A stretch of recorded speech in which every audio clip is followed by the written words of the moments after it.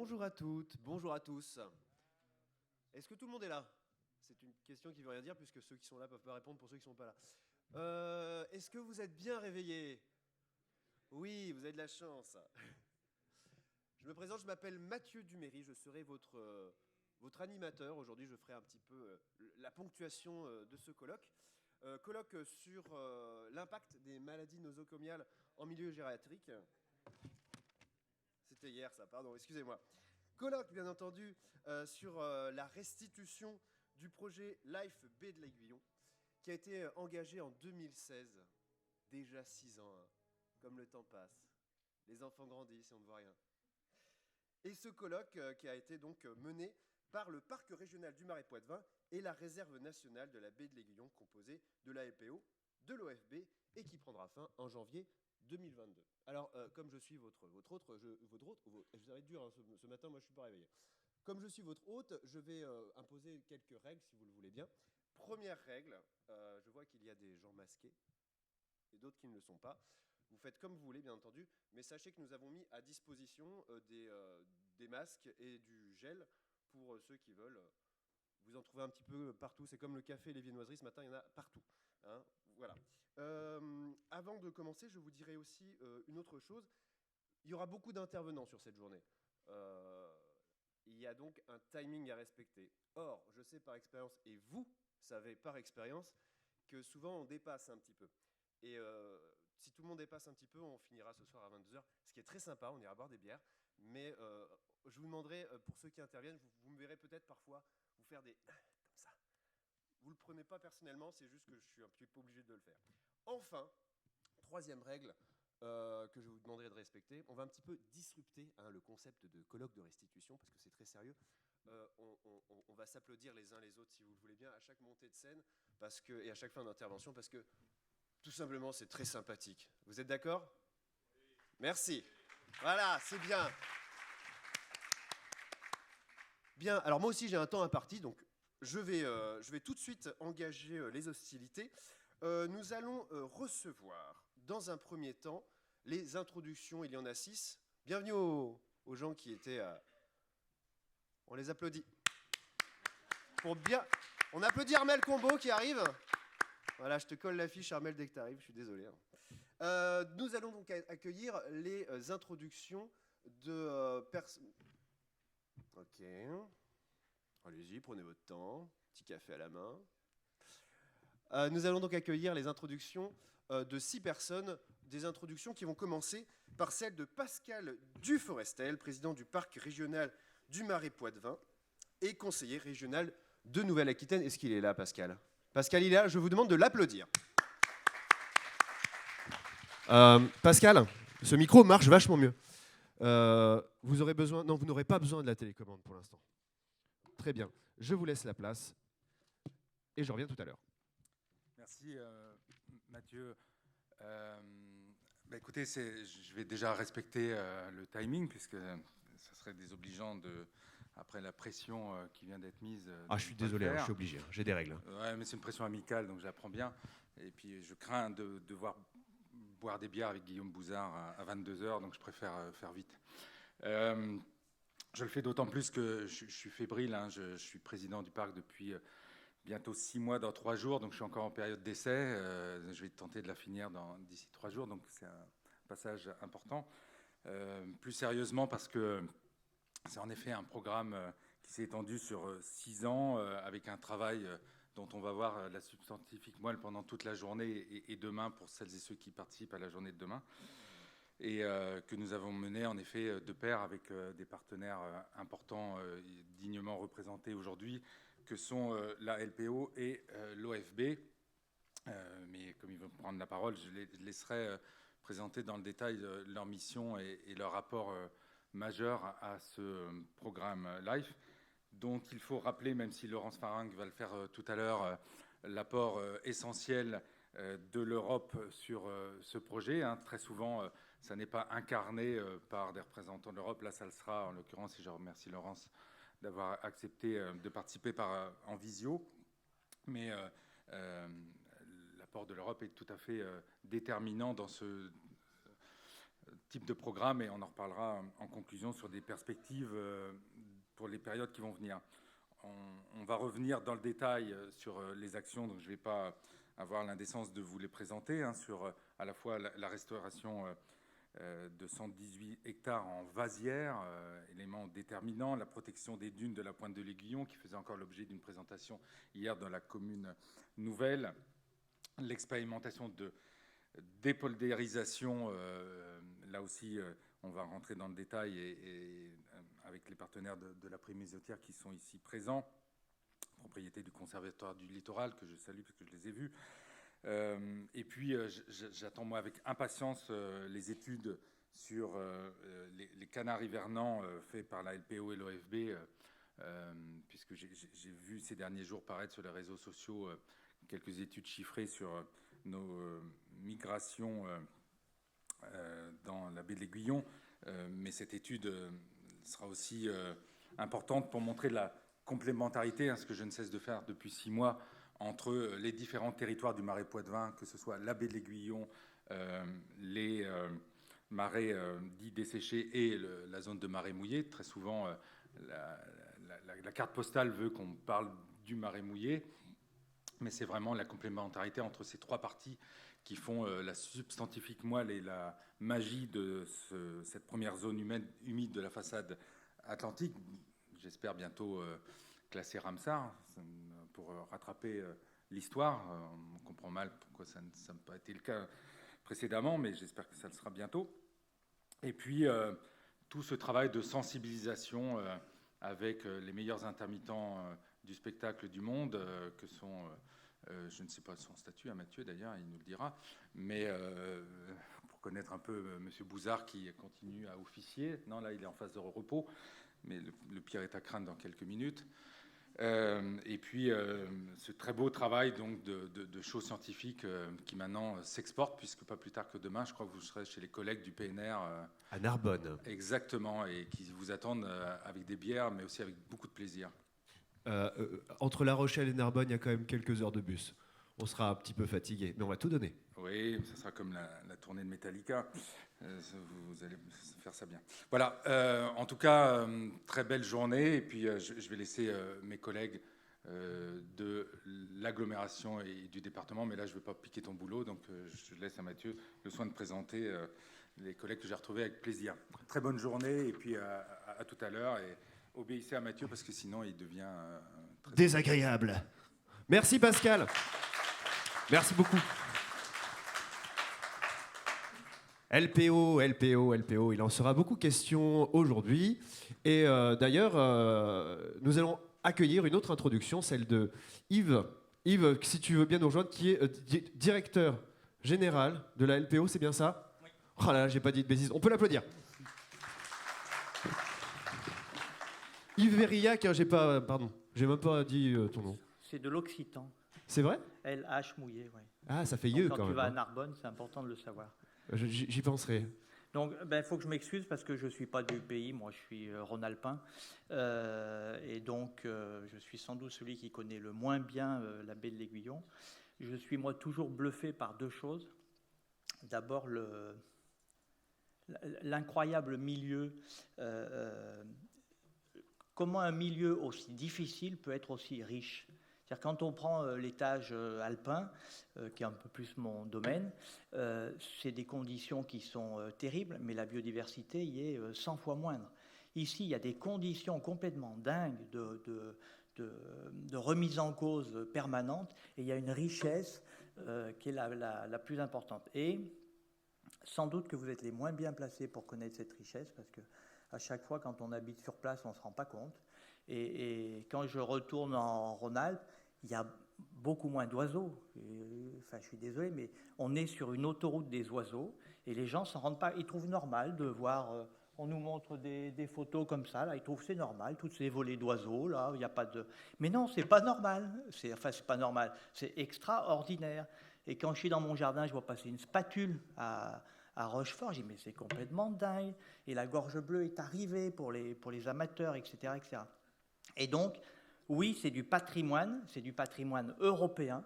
On est bien sur quelque chose qui nous dépasse localement, régionalement et nationalement, au même titre que le musée d'Orsay ou au même titre que le patrimoine culturel. Et des fois, on a un peu du mal à le mesurer, et les locaux sont sans doute, parce qu'ils sont habitués, des fois un peu, pas blasés, mais enfin, ils se rendent pas forcément compte. Pour commencer, je voulais excuser Cédric Marteau, le directeur du pôle protection de la nature, parce qu'on est une association de protection de la nature, donc notre pôle s'appelle Protection de la nature, et en fait Cédric est covidé depuis, il le sait depuis hier, donc j'en ai 2 dans mon codir de 4 membres qui sont touchés, et je note que Jean-Pierre nous organise des colloques à chaque fois quand c'est le plus grave. Le dernier ici, c'était la veille du confinement. On s'est sans doute en partie contaminé. Et là, il nous refait le coup juste en période de crise. Vous avez 2 jours de bilan sur 5 ans de travail. On l'a dit, hein, alors moi j'arrondis à 120. Hein. C'est comme à la LPO, on a 64 000 adhérents, bientôt 100 000. Donc on ne va pas faire un détail à 2 hectares près. 120 hectares de restaurés sur les 400 existants. Je voudrais dire que quand on est, je ne vais pas faire de politique, hein, mais quand on est protecteur de la nature, on est forcément européen. Parce que l'Europe nous tire vers le haut. Et que les programmes LIFE, notamment, sont considérables. C'est eux qui ont permis la restauration de milieux extraordinaires, comme ici. C'est eux qui ont permis le retour d'espèces fabuleuses en France, comme les grands rapaces, par exemple. Et donc l'Europe vraiment nous tire vers le haut. C'est vrai que la LPO n'hésite pas à attaquer l'État français quand il le faut pour lui faire rappeler les directives européennes, mais je tiens à le rappeler. Alors il n'y a pas que l'Europe. Ce beau projet n'aurait pas pu être conduit sans le ministère de la Transition écologique, la région Nouvelle-Aquitaine. Je ne sais pas si le vice-président Rioux, il est là ou il doit arriver cet après-midi, d'accord. La CDC Biodive, qui a retenu, nous, on a tout de suite, quand il y a eu Nature 2050, oui, on est preneur, et je dois dire que c'est un des plus beaux projets. On disait le plus beau tout à l'heure, où elles sont. Elles ont dit que c'est le plus beau projet pour le moment. Je suis de la baie de l'Aiguillon. On a bien sûr l'agence de l'eau Loire-Bretagne. On ne dira jamais assez les soutiens que nous apportent les agences de l'eau, même si elles ont été un peu pressurisées, parce qu'en fait, on conduit des nouvelles politiques pour la biodive, et c'est bien, mais par contre, la fiscalité, c'est toujours la même, et donc on va toujours taper dans les mêmes réservoirs. Mais c'est une autre question. Dire aussi que l'importance de l'ancrage territorial, ce genre de projet ne peut pas voir le jour s'il n'est pas porté par les professionnels, par les acteurs locaux. En l'occurrence ici, alors à chaque année, je me fais avoir conchili ou conchiliculteur. Les 2 doivent être acceptés. L'Ifremer, les services de l'État, l'établissement public du Marais Poitevin, bien sûr le PNR. Je crois que Jean-Pierre me disait, c'est le 3e LIFE qu'on conduit sur le Marais Poitevin, dont 2 avec le PNR. Et alors, il y a un petit souci à la fin d'un LIFE, c'est qu'il y a un problème de besoin de soutien psychologique. Parce que les équipes vont connaître là un affaissement, et elles vont avoir besoin de soutien. Et il n'y a qu'une possibilité pour redémarrer, c'est de refaire un nouveau LIFE. Et donc, je vous encourage, mais je pense qu'elles y travaillent déjà. Je veux dire aussi un petit mot sur le couple OFB-LPO. C'est un couple, comment dire ? C'est un couple, voilà. Et donc ça fait 25 ans qu'on est ensemble, je crois, là, dans l'affaire. Alors moi, je suis administrateur de l'OFB. Donc, au nom de l'OFB, je voudrais... Non, je ne peux pas me permettre. Mais on a connu l'ONCFS avant. Je tiens à te signaler que nous ne changeons jamais de nom, nous. Nous restons LPO depuis 1912, tandis que l'ONCFS change. N'est pas devenue AFB, elle a sauté la marche, mais elle est devenue OFB. Vous dire aussi un mot sur les espaces naturels protégés, parce que c'est un peu à chaque nouveau gouvernement, il y a une nouvelle stratégie. Je ne sais pas si vous avez remarqué, moins on a de sous et plus on fait des stratégies, des plans, des programmes. Et donc la SCAP est devenue SNAP. Qu'est-ce qu'il y a ? Ça veut dire 1 minute. Je t'avais dit. Hein. SCAP, SNAP.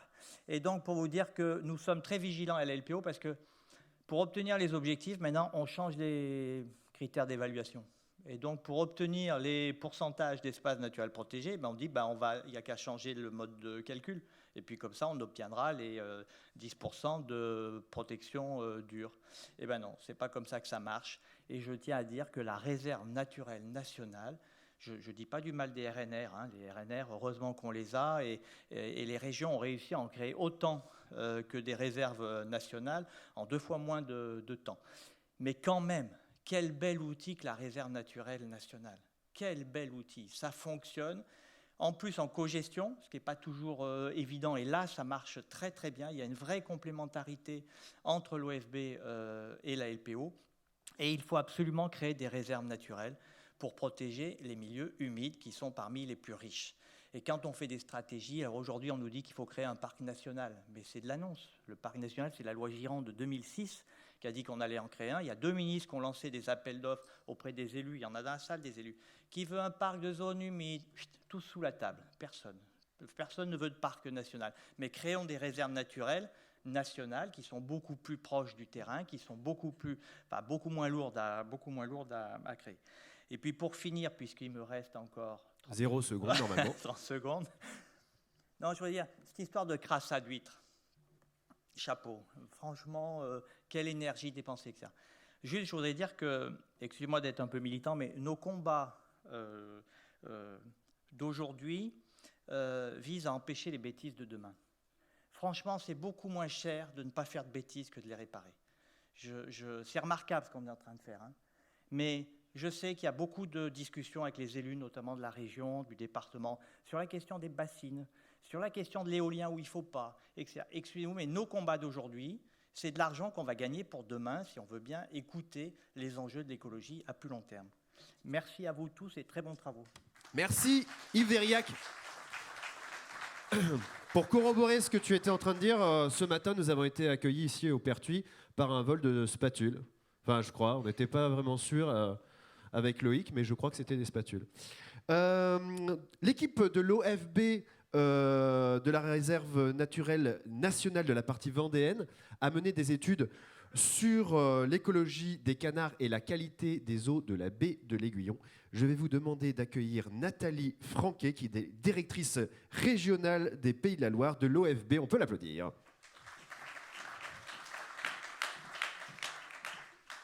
Bonjour à tous.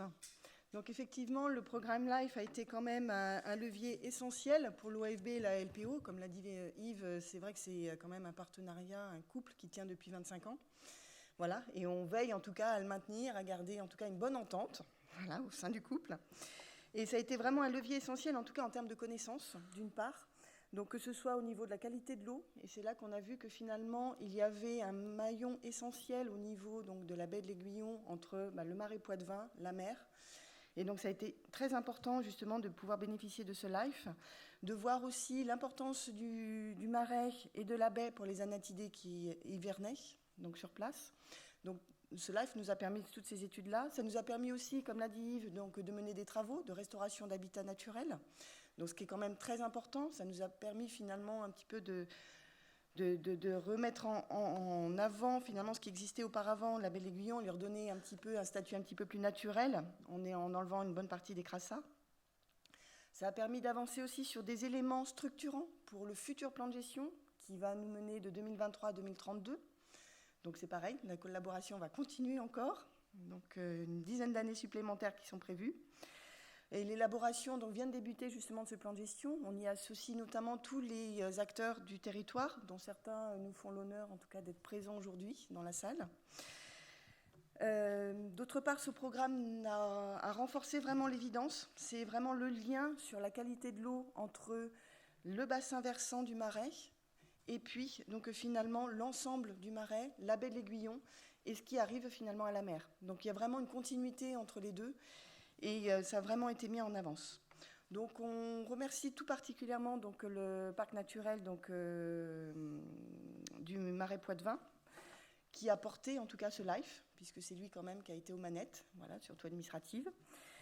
Merci beaucoup aussi à la LPO donc, pour cette co-gestion qui dure, et notamment parmi ces 5 années du LIFE, donc à voir si on en refait un ensuite.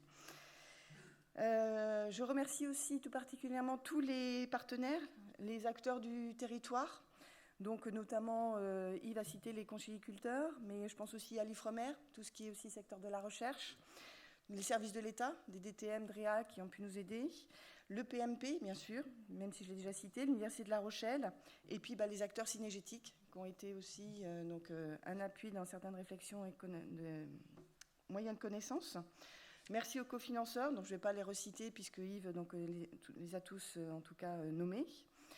Et pour vous dire que finalement, au travers des résultats du live qui vont vous être présentés là pendant, en tout cas aujourd'hui, et que vous pourrez voir demain sur le terrain, ça permet de montrer que la baie de l'Aiguillon est vraiment un trait d'union entre la terre et la mer. C'est un espace naturel, donc qui n'est pas du tout mis sous cloche, qui est entre nos mains à tous et qui nous revient à tous, en tout cas, de préserver, de mettre en avant et finalement d'œuvrer pour pouvoir, en tout cas, conserver ce milieu naturel autant que possible.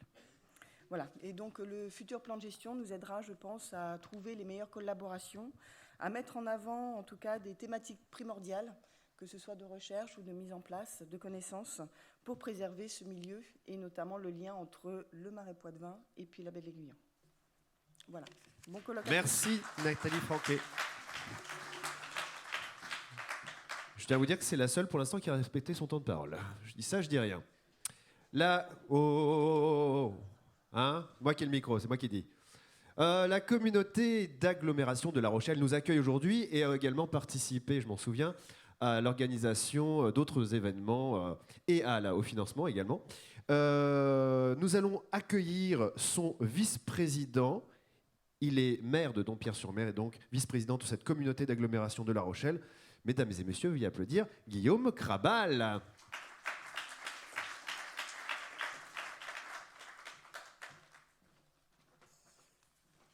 Bonjour à toutes et bonjour à tous. Effectivement, je suis maire de Dompierre-sur-Mer qui, si on ne fait rien, pourrait un jour être sur mer. C'est comme une commune qui n'est pas littorale et qui porte le nom de Dompierre-sur-Mer. Donc le sujet que vous abordez aujourd'hui m'importe particulièrement en tant que maire de Dompierre-sur-Mer, mais pas uniquement puisque je suis ici en tant que vice-président de l'agglomération de La Rochelle en charge de tout ce qui est politique de gestion de l'eau et particulièrement heureux d'être avec vous. Donc comme Mathieu l'a rappelé, je suis un peu l'hôte, donc il conviendrait à ce que je vous accueille en vous rappelant les qualités de La Rochelle, ses tours, ses bars, mais j'ai bien compris que c'était déjà fait aussi, vous connaissiez un petit peu, ses plages. Mais finalement, je pense que vous n'avez pas besoin de ça pour connaître et profiter du patrimoine magnifique de La Rochelle. Et si aujourd'hui, je vous accueille, c'est surtout avec grand plaisir qu'en tant que nouvel élu local, je constate que l'ensemble des milieux savent se mobiliser pour des questions qui sont méconnues mais prépondérantes. Chercheurs, universitaires, élus, associations, protection de l'environnement, institutions. Quel plaisir et quel bonheur de voir des gens capables de se mobiliser, se remonter les manches, chercher dans chacun de vos domaines pour trouver des solutions sur un sujet qui est finalement très, très méconnu.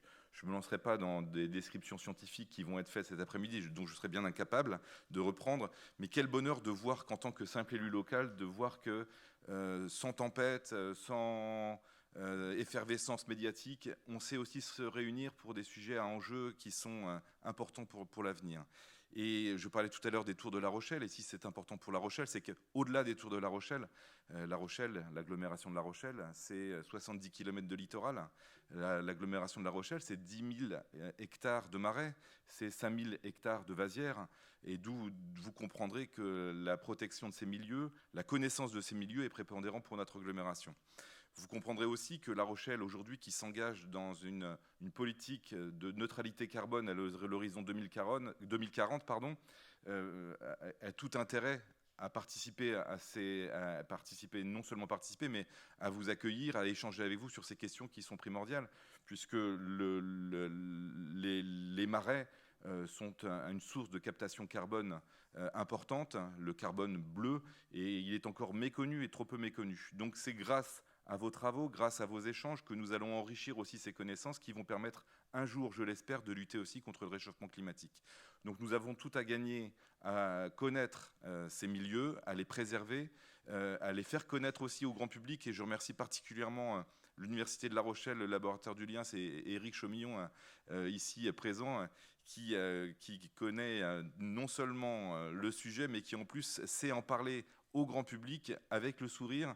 Et je peux vous assurer que quand on sort de son show scientifique, on est non seulement très heureux d'avoir passé un bon moment, mais on est beaucoup moins con.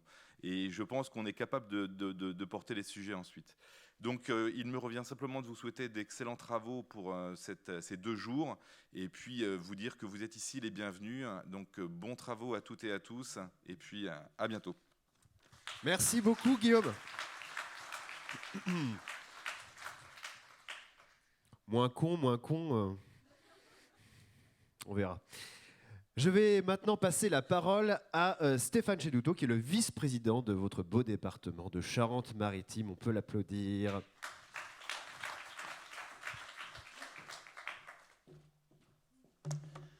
Bonjour à toutes et à tous. Donc, je vais reprendre un peu les mots de Guillaume. Je ne peux pas effectivement intervenir pour l'Aglo de La Rochelle, mais pour le département de Charente-Maritime, qui est un grand département et qui a une particularité, c'est d'être attractif, très attractif. Personne ne me contredira, n'est-ce pas, Monsieur Mériac? On est d'accord là-dessus. Et la préservation des espaces, c'est un sujet en Charente-Maritime. Et il est vrai que le département de Charente-Maritime a une longue histoire par rapport à cette politique de préservation de ces espaces. Et au niveau du département, on est quand même, au niveau de la Nouvelle-Aquitaine, le premier département en façade littorale avec près de 500 km de côte. Et la préservation des espaces, c'est notre sujet. Et il est vrai que, alors on intervient particulièrement sur les espaces naturels sensibles, pas sur la baie de l'Aiguillon, mais pour autant, on doit effectivement être extrêmement vigilant. Alors, je n'oppose pas activité humaine et espace naturel, bien au contraire, mais faire en sorte qu'effectivement, on puisse réparer un certain nombre de difficultés qui ont pu être créées par la main de l'homme dans le temps. Et pour autant, effectivement, une connaissance plus importante de ces milieux est nécessaire, d'autant plus que dans un département tel que le nôtre, on accueille de plus en plus de populations. Et c'est un peu mon sujet, c'est ce que j'ai voulu faire en tant que vice-président des ENS au niveau de la Charente-Maritime, c'est faire en sorte d'appréhender effectivement cette pression démographique, parce que c'est un atout, mais ça peut aussi devenir une difficulté. Et à nous, effectivement, d'être extrêmement vigilants. Et un colloque tel que celui-ci, aujourd'hui, c'est améliorer la connaissance. Et je pense qu'on a tous à gagner, effectivement, à être plus intelligents par rapport à la nature. Pas pour la mettre sous cloche, bien au contraire, mais pour mieux la faire connaître, mieux la diffuser auprès des jeunes publics, puisqu'effectivement, on a à transmettre, on est à l'échelle du temps des poussières, et pour autant, les poussières d'aujourd'hui peuvent avoir des impacts très forts dans le long terme. Et à nous, effectivement, d'être vigilants. Donc, je sais que sur la baie de l'Aiguillon, même si le département de Charente-Maritime n'est pas partie prenante, le parc naturel, l'OFB, la LPO sont des acteurs qu'on retrouve par ailleurs sur d'autres secteurs de Charente-Maritime.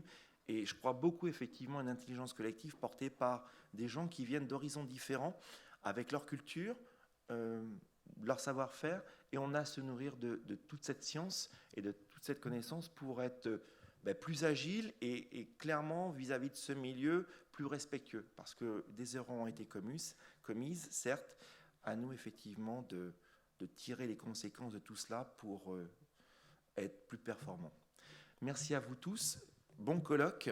Et puis, je suis sûr qu'effectivement, tous les travaux qui sont faits sur la baie de l'Aiguillon pourront nous servir par ailleurs, parce qu'en Charente-Maritime, en matière de marées, on en a un certain nombre, la baie d'Ives, les marais de Gironde, notamment Moise, et on va effectivement être très attentifs, nous, au niveau du département, pour suivre vos travaux. Merci à vous tous.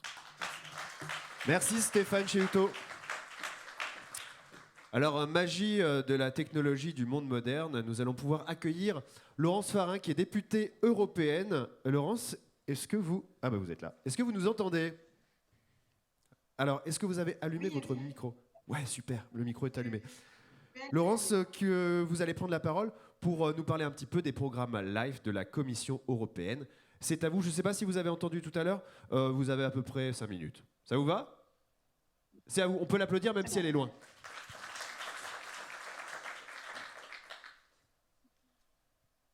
Eh bien, mesdames et messieurs les élus, mesdames. Alors, juste, est-ce que vous pourriez me... Attendez. Parce que j'ai un retour de déstabilisant. Je ne sais pas si c'est possible. Non. On va essayer. Et si vous mettez un casque? Essayez de pas... J'en ai pas. Alors, je vais faire l'exercice.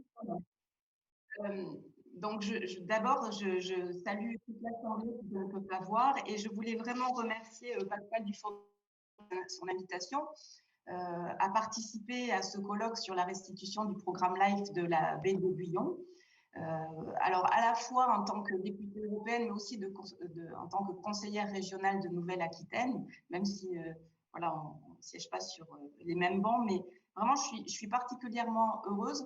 Je dois avouer que je ne connais pas votre région, et donc un manque pour moi que je corrigerai bientôt, mais à travers le projet que vous portez, la préservation du littoral, ce lien avec l'océan, sur la préservation de la biodiversité, je retrouve beaucoup de problématiques de ma région d'origine, c'est-à-dire les Pyrénées-Atlantiques, à beaucoup de ces problématiques, même si elles sont un petit peu différentes. Et je crois qu'on a une identité autour à la fois de cette nature que nous avons dans cette région, autour des zones humides, autour de, bien sûr, encore une fois, de l'océan Atlantique. Et je voulais dire d'ailleurs que là, je vous parle de Strasbourg et que je voyais en fin de le secrétaire d'État aux affaires à qui j'allais remettre un courrier avec un message breton sur la création de cette fameuse région atlantique que nous portons et que moi j'ai pu porter les commissions sur le développement régional. Est-ce que vous m'entendez? Laurence, est-ce que vous m'entendez? Oui. Il faudrait que vous coupiez votre son retour. Est-ce que c'est possible parce qu'on entend ce que vous nous dites en écho de ce que vous nous dites. Il faudrait que vous baissiez le son de votre ordinateur.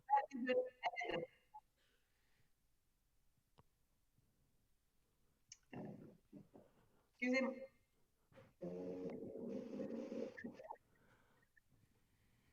Est-ce qu'ici, il y a des techniciens qui sont très très habitués aux visioconférences? Si vous avez des conseils à nous donner, c'est le moment. Hein? Merci Guillaume. Oui. Toujours là quand il faut. Laurence, vous êtes là? Oui? Oui, oui, je suis là. J'essaie de Là, je suis en train de vous perturber complètement. Non, non, pas du tout. C'est juste qu'il faudrait que vous baissiez votre son d'ordinateur pour pas qu'on vous entende en écho. Attendez. Ah, peut-être j'ai trouvé. Allez-y. Là, c'est mieux? Ouais, allez-y, continuez. Ah bah vous m'entendez plus du coup, mais allez-y, parlez. Elle me voit ou pas? Là, est-ce que c'est mieux? Là, est-ce que 22, c'est mieux? Oui, c'est mieux. Elle est où la caméra? Alors, j'y vais comme ça. Bon, je vais pas m'étendre, je vais pas répéter ce que je disais, mais je parlais de toutes ces ambitions qu'il y avait à l'échelle européenne, notamment et régionale pour la préservation de nos régions et de tous les milieux aquatiques et naturels. Bon, donc, j'ai dit mon plaisir d'être là au titre de mon mandat de conseillère régionale, mais aussi bien sûr de députée européenne, parce que c'est vrai qu'à travers ce type de programme comme le LIFE, on prouve combien cette Europe, elle peut être concrète, utile.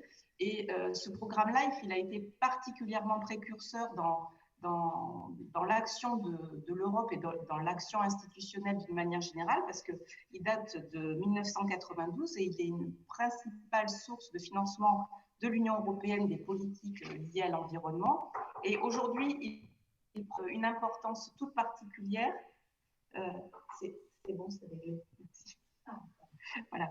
Il prend une importance toute particulière dans l'atteinte des objectifs du nouveau pacte vert européen qui est en train de structurer depuis 2019 toutes nos politiques énergétiques, environnementale, puisque ce nouveau pacte vert qui vise la neutralité en 2050 avec des...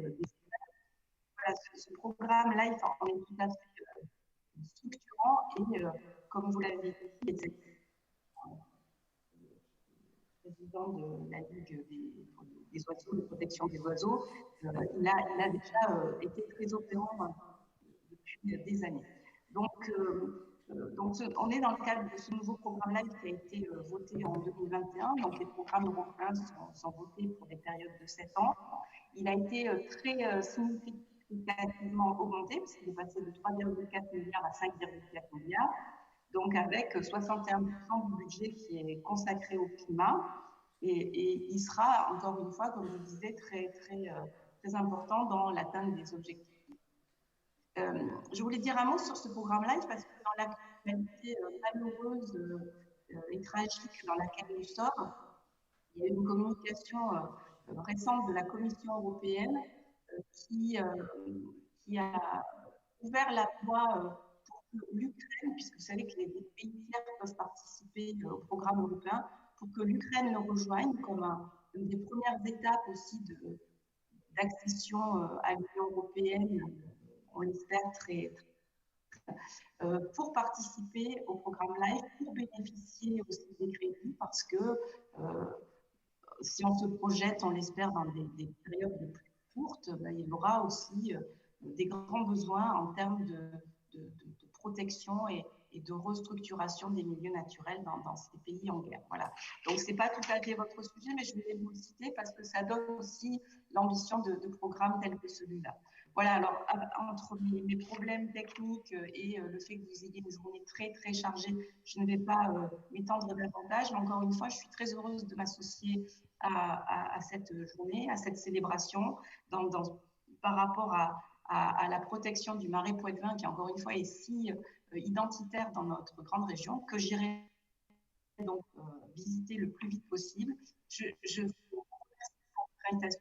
C'est une très belle journée de travail. Merci infiniment. Merci beaucoup, Laurence Farin, pour cette intervention. Merci beaucoup de nous rappeler qu'effectivement, le programme LIFE de la Commission européenne, c'est quand même pas mal. Hein, on est bien d'accord. Alors, on va rentrer dans le dur, si je puis m'exprimer ainsi. Ça va être le moment de l'ouverture de la première partie. Je ne sais pas pourquoi j'ai ce micro dans la main, puisque j'en ai ici. Alors,